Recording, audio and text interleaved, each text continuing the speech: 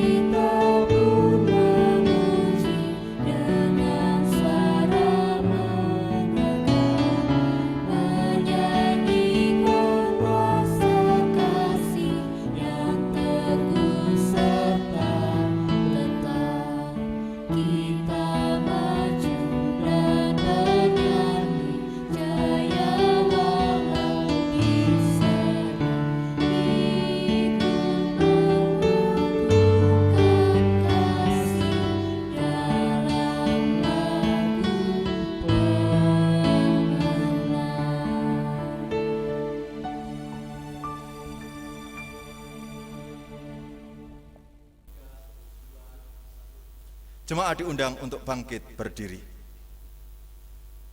Saudara yang terkasih di dalam Tuhan, marilah ibadah pada saat ini kita khususkan di dalam pengakuan bahwa pertolongan kita adalah di dalam nama Allah Bapa, Putra, dan Roh Kudus. Amin.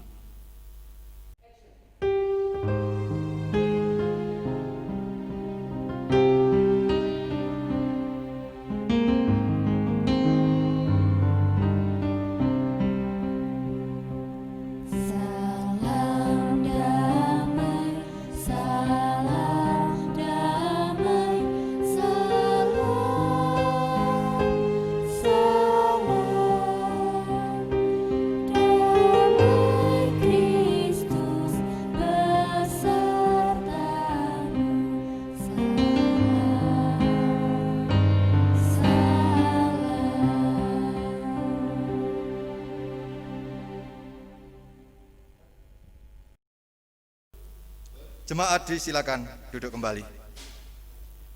Jemaat yang dikasihi Tuhan dan yang mengasihi Tuhan. Demikian pula dengan para pendengar radio Magelang FM yang berbahagia. Seorang murid adalah pengikut yang memutuskan untuk mau mengikut dan meneladani sang guru. Kita adalah murid Yesus Kristus. Oleh karena itu kita harus mau belajar dari Dia dan mau hidup sesuai dengan kehendaknya. Pemuritan adalah suatu proses untuk menjadi seorang murid yang bertumbuh. Kita harus memiliki kerendahan hati untuk bersedia dilatih dan dibentuk oleh Dia, supaya dapat menjadi semakin serupa dengan Kristus. Sebagai murid, kita juga adalah kawanan domba gembalaannya yang tidak pernah Ia tinggalkan, bahkan kita senantiasa Ia pelihara. Marilah bersama kita puji Tuhan kita dengan kita menaikkan Kidung Jemaat nomor 415 bait 1 dan 3. Gembala baik bersuling nan merdu.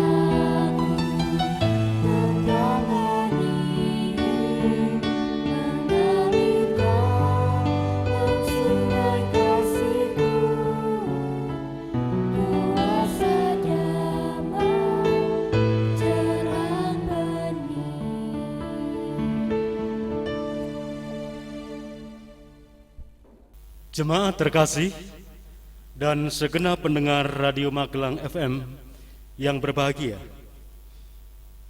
firman Tuhan di dalam kitab Imamat 16 ayat 30 berkata demikian. Karena pada hari itu harus diadakan perdamaian bagimu untuk mentahirkan kamu.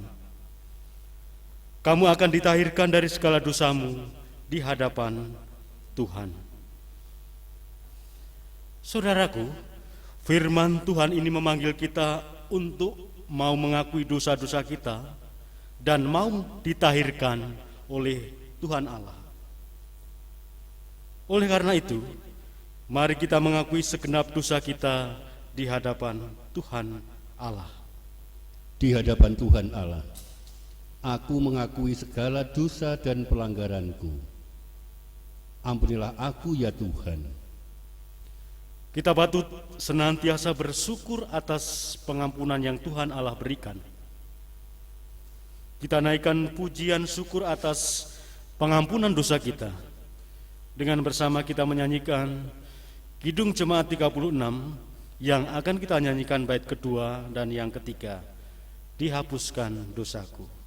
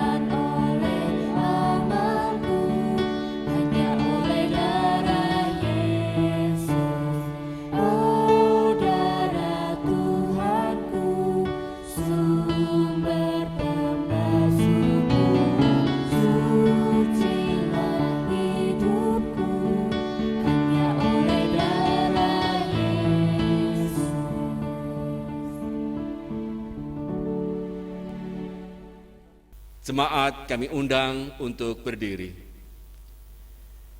Jemaat yang mengasihi Tuhan dan segenap pendengar Radio Magelang FM, terimalah anugerah dari Tuhan Allah yang terambil dari kitab Mazmur 86 ayat 5. Sebab Engkau, ya Tuhan, baik dan suka mengampuni dan berlimpah kasih setia bagi semua orang yang berseru kepadamu. Demikianlah berita anugerah dari Tuhan. Syukur kepada Allah. Jemaat yang dikasihi Tuhan, marilah kita menyanyikan nyanyian Bekerja Kristus yang mulia. Kemenangan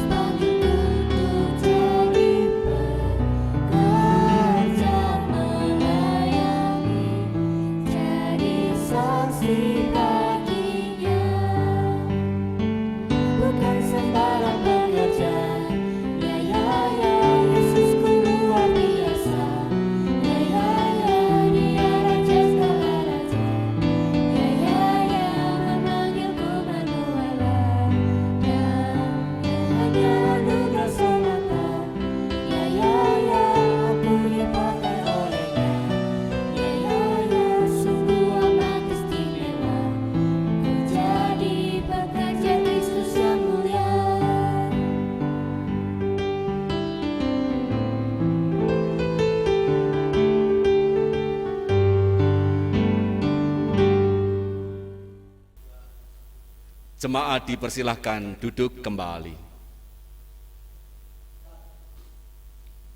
Bapak Ibu, saudara-saudaraku, anak-anakku, dan para adiyuswa Jemaat GKJ Seklasis Magelang, segenap umat pendengar Radio Magelang FM, mari sebelum bersama-sama kita menerima firman Tuhan dengan judul Jadilah Pengikut Kristus yang Berani, kita berdoa. Mari kita berdoa.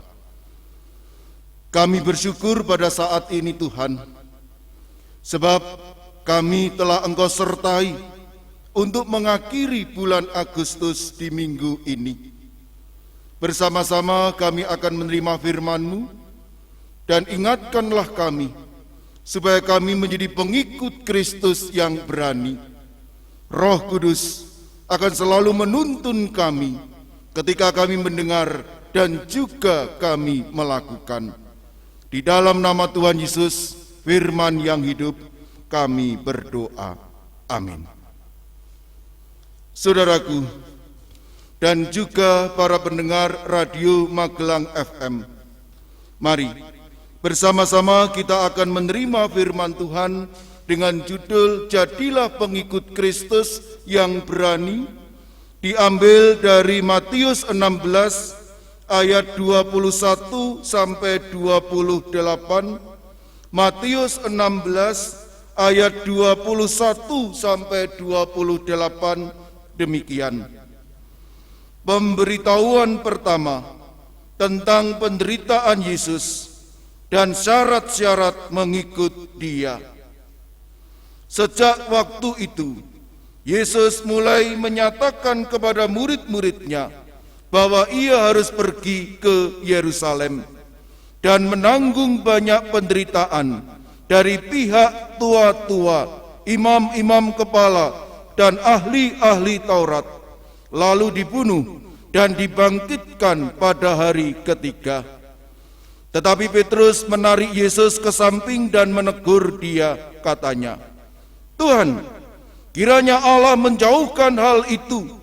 Hal itu sekali-kali tidak akan menimpa Engkau." Maka Yesus berpaling dan berkata kepada Petrus, "Enyalah iblis, engkau suatu batu sandungan bagiku, sebab engkau bukan memikirkan apa yang dipikirkan Allah, melainkan apa yang dipikirkan manusia." Lalu Yesus berkata kepada murid-muridnya, "Setiap orang yang mau mengikut aku, ia harus menyangkal dirinya, memikul salibnya, dan mengikut aku. Karena barang siapa mau menyelamatkan nyawanya, ia akan kehilangan nyawanya. Tetapi barang siapa kehilangan nyawanya karena aku, ia akan memperolehnya. Apa gunanya seorang memperoleh seluruh dunia, tetapi kehilangan nyawanya? Dan apakah yang dapat diberikannya sebagai ganti nyawanya? Sebab Anak Manusia akan datang dalam kemuliaan Bapanya, diiringi malaikat-malaikatnya. Pada waktu itu, Ia akan membalas setiap orang menurut perbuatannya. Aku berkata kepadamu, sesungguhnya di antara orang yang hadir di sini, ada yang tidak akan mati sebelum mereka melihat Anak Manusia datang sebagai Raja dalam kerajaannya." Demikianlah saudara bacaan Alkitab. Yang berbahagia adalah mereka yang mendengarkan firman Tuhan dan menuntun dalam segala kehidupan dan melaksanakannya. Haleluya.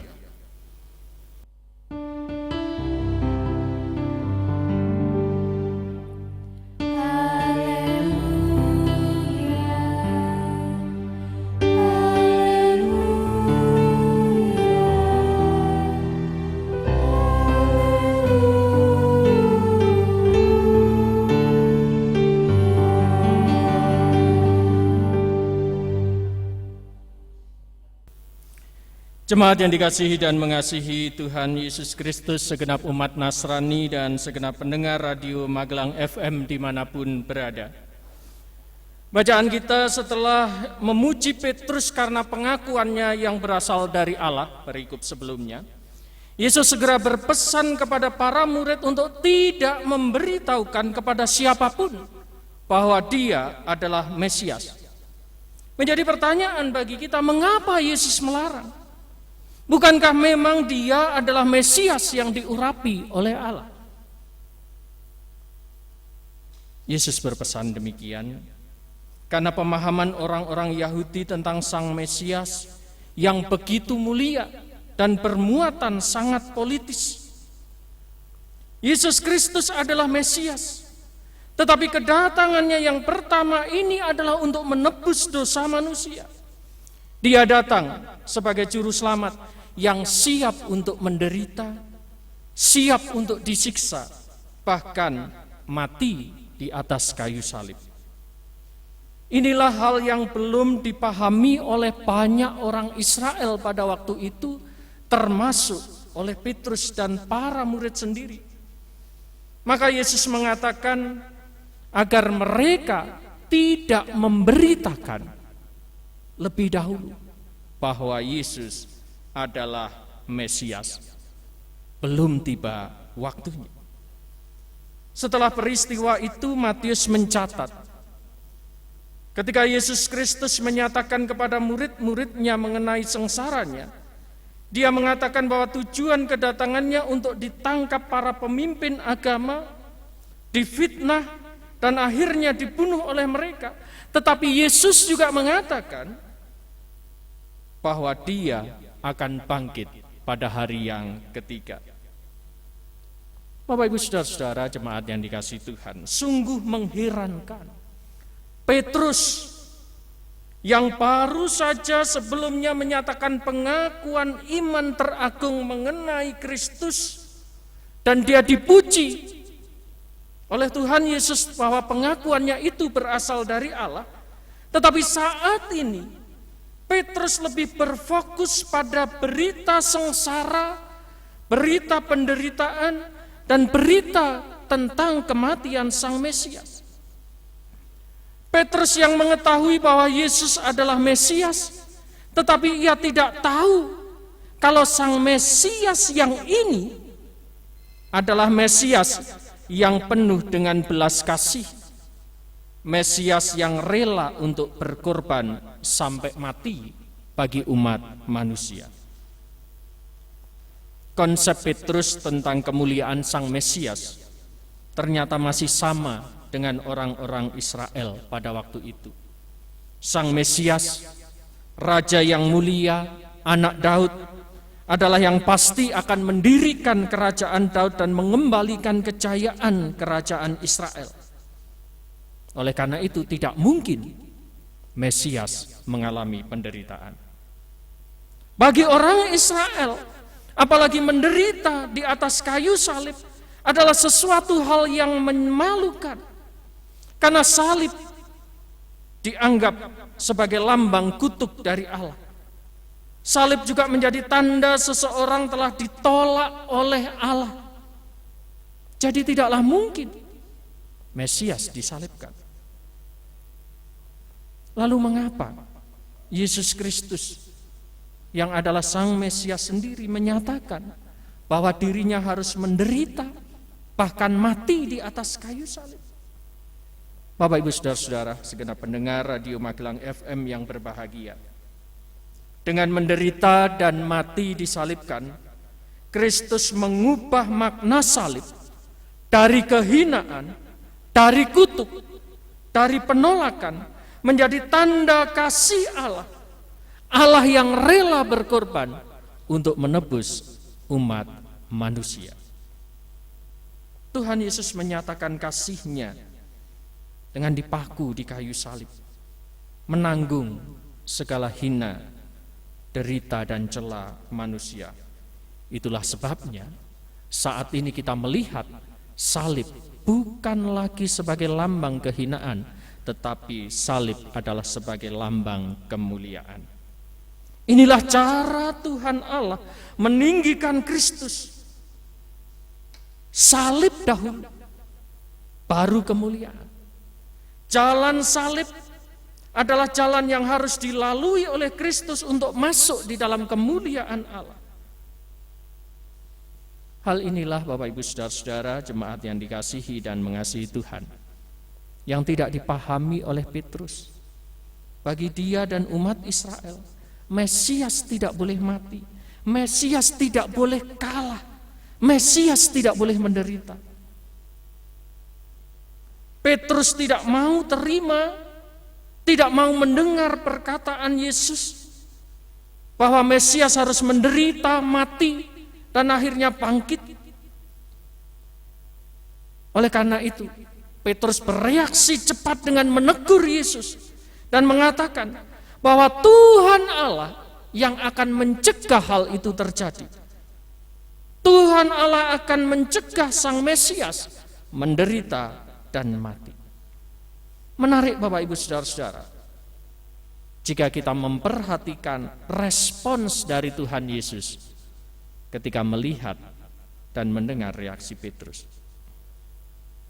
Yesus mengatakan, "Enyahlah engkau iblis."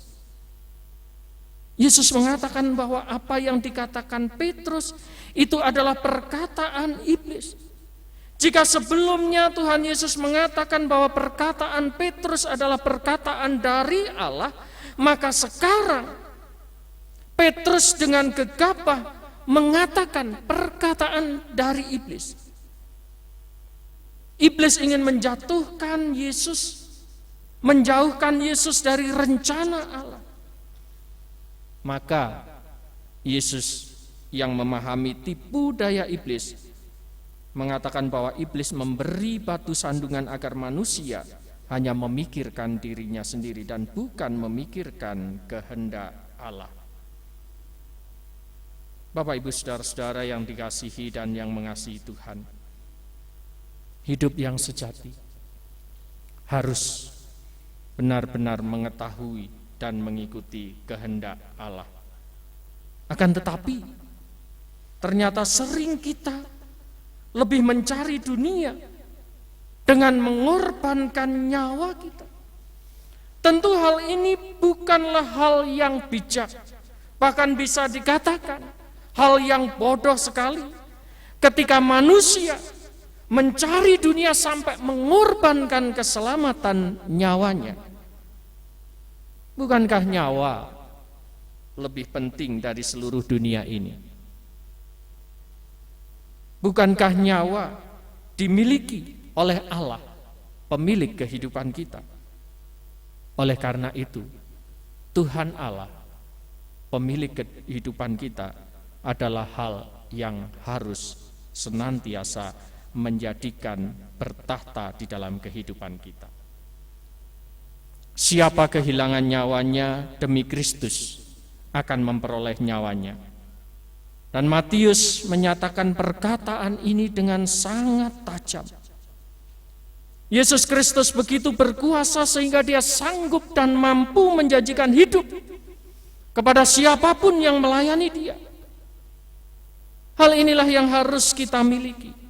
Siap kehilangan nyawa dalam arti berani menderita, berani berkorban demi kasih Allah dan sesama. Bukan dalam arti berani kehilangan nyawa tetapi mengorbankan sesama.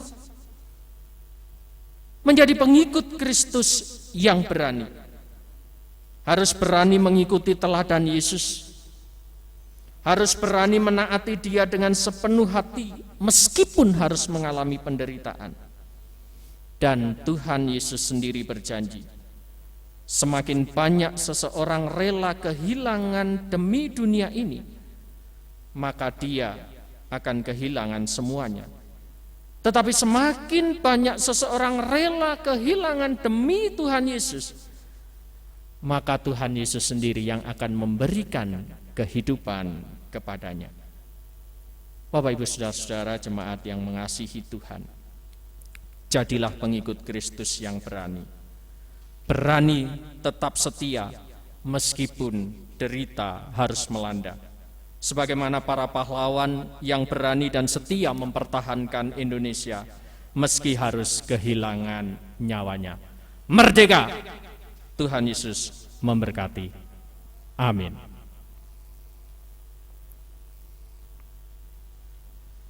Jemaat yang dikasihi oleh Tuhan Yesus Kristus, mari kita mengambil saat teduh sejenak untuk merenungkan cinta kasih Tuhan.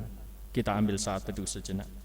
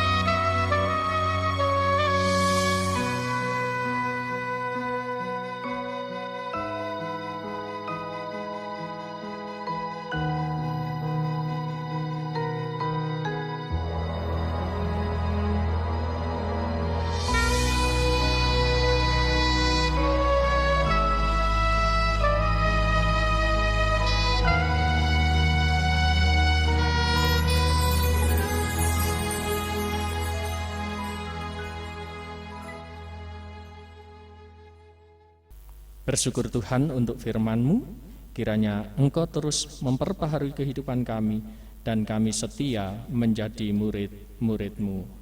Amin.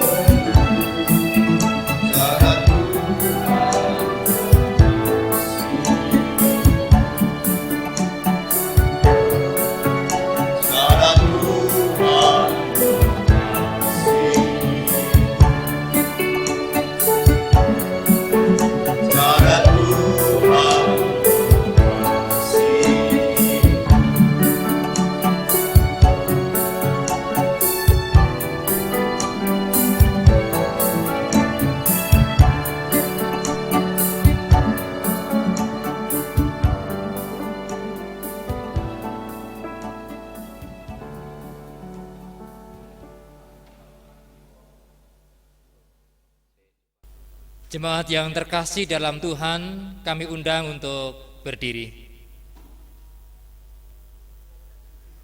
Marilah kita meneguhkan iman dengan mengucapkan bersama pengakuan iman rasuli. Aku percaya kepada Allah Bapa yang Maha Kuasa, Khalik langit dan bumi, dan kepada Yesus Kristus anaknya yang tunggal Tuhan kita, yang dikandung daripada Roh Kudus, lahir dari anak darah Maria, yang menderita di bawah pemerintahan Pontius Pilatus, disalibkan, mati dan dikuburkan, turun ke dalam kerajaan maut.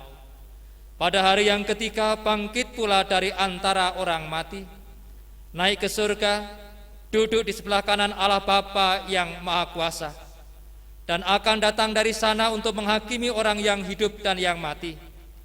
Aku percaya kepada Roh Kudus, gereja yang kudus dan am, persekutuan orang kudus, pengampunan dosa, kebangkitan daging, dan hidup yang kekal. Jemaat dipersilakan duduk kembali.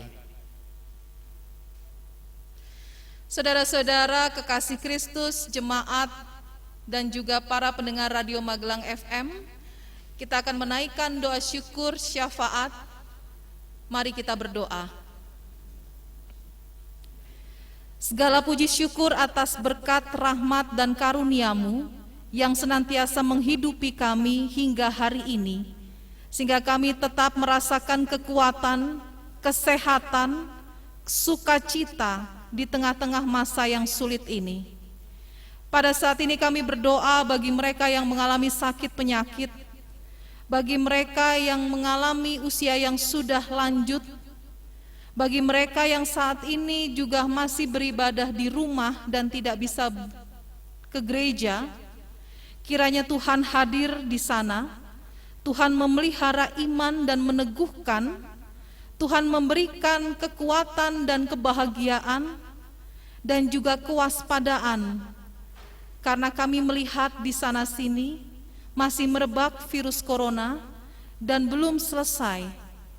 Kami memohon kepadamu agar keluarga yang mendampingi juga Tuhan berikan kesabaran, kecukupan untuk merawat mereka-mereka yang mengalami sakit penyakit. Kami percaya di tengah-tengah masa yang sulit ini Tuhan memegang tangan kami, Tuhan berjalan dan menyertai kami semua. Karena itu ketika ada jemaat-Mu yang mengalami masalah ekonomi yang berat, oh Tuhan, berikan kekuatan dan pengharapan, karena kami percaya bahwa Engkau tidak pernah meninggalkan anak-anak-Mu yang membutuhkan uluran tangan. Bagi kami pada saat ini sebagai bangsa Indonesia, di dalam bulan Agustus ini merayakan kemerdekaan yang ke-75 tahun, kami sungguh bersuka cita. Kami sudah merdeka dari penjajahan, tetapi kami belum merdeka dari virus corona. Karena itu kiranya Engkau memberkati mereka-mereka yang memiliki ilmu, mereka-mereka yang memiliki kemampuan untuk sungguh-sungguh bisa menemukan vaksin yang pas, dan kami semua boleh terbebas pada saatnya nanti dengan rahmat dan anugerah dari Engkau. Kami juga berdoa Tuhan, apabila pada bulan September minggu depan kami akan memulai dengan membuka bulan September melalui bulan katekese liturgi. Kiranya kami semakin memperdalam arti liturgi yang sesungguhnya. Jemaat-Mu boleh semakin dibangun, Jemaat-Mu boleh semakin dipelihara, dan Jemaat-Mu boleh semakin menyatu hatinya. Kami memohon kepadamu agar gereja-gereja Tuhan juga Tuhan berkati di masa-masa saat ini.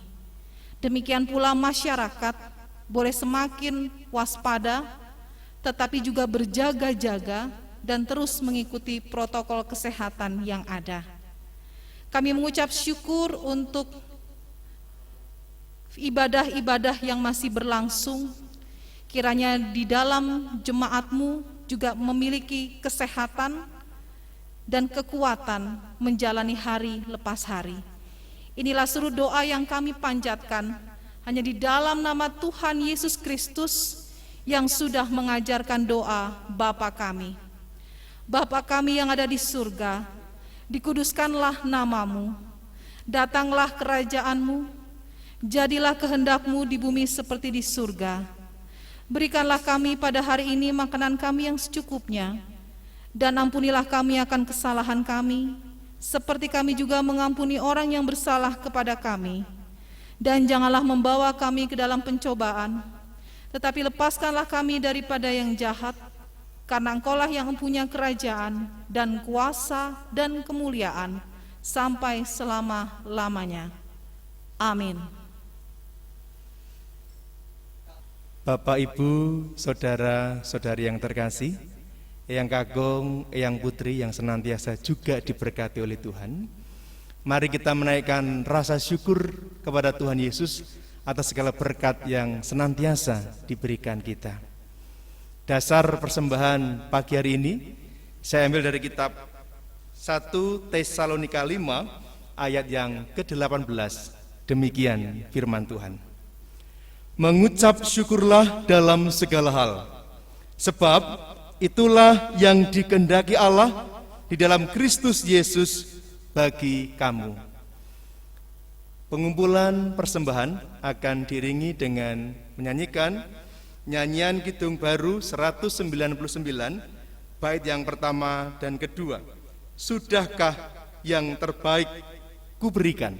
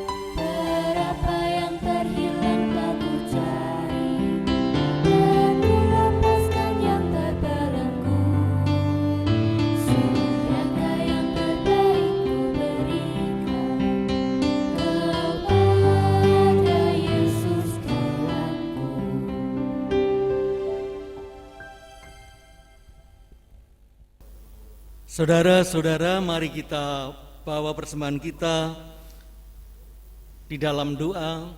Untuk itu jemaat kami undang untuk bangkit berdiri. Kita berdoa. Bersyukur ya Bapa, ketika kami telah Engkau berikan kemerdekaan, kami harus berani menghadapi kenyataan. Bahkan pagi ini kami diajak untuk berani memberikan persembahan. Biarlah persembahan kami ini Engkau sucikan dan Engkau layakan, agar kami semakin berani mempersembahkan diri kepada Engkau. Kami serahkan persembahan kami hanya berlandaskan Tuhan Yesus Kristus. Amin. Mari bersama kita memuji dan memuliakan nama Tuhan melalui Kidung Jemaat 376. Ikut dikau saja Tuhan. Kita pujikan bait pertama dan bait ketiga.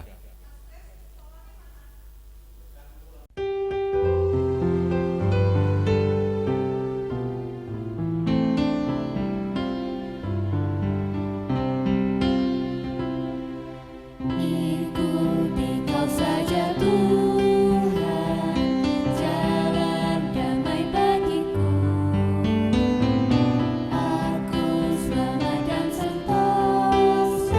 oleh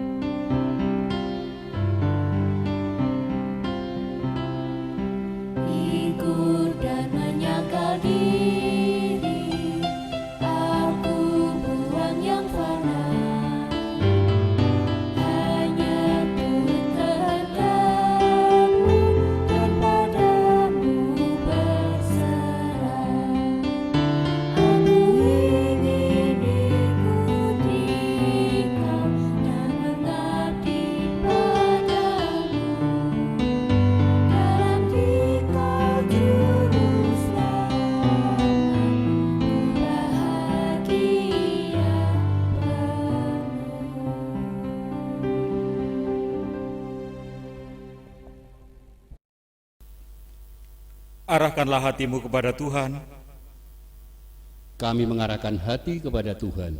jadilah saksi Kristus, Syukur kepada Allah, terpujilah Tuhan, kini dan selamanya. terimalah berkat dari Tuhan. Tuhan memberkati engkau dan melindungi engkau. Tuhan menyinari engkau dengan wajah-Nya dan memberi engkau kasih karunia. Tuhan menghadapkan wajah-Nya kepadamu dan memberi engkau damai sejahtera. Amin.